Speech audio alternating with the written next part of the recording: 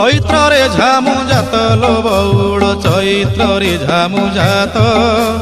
ତେର ଭକତିଆ ଦଣ୍ଡ ଗଡୁଥିବେ ତେର ଭକତିଆ ଦଣ୍ଡ ଗଡୁଥିବେ କରିଥିବେ କାଷ୍ଠାବ୍ରତ ଚାଲ ଚାଲ ସଖୀ ଯିବା ଦେଖି କାକଟପୁରକୁ ଯିବା ଦେଖି ଅପୁତ୍ରୀ କି ପୁତ୍ର ଅନ୍ଧକୁ ନୟନ ଦିଏ ମା ମଙ୍ଗଳା ଯାଚି ବଉଳ ଲୋ ଦିଏ ମା ମଙ୍ଗଳା ଯାଚି।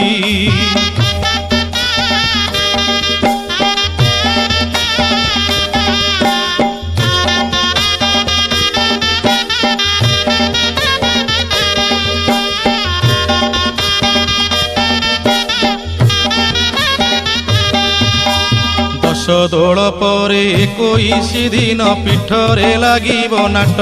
ସଙ୍ଗାତ ଲୋ ପୀଠରେ ଲାଗିବ ନାଟ ଗୁପତ କୋଠିରେ ଦଣ୍ଡ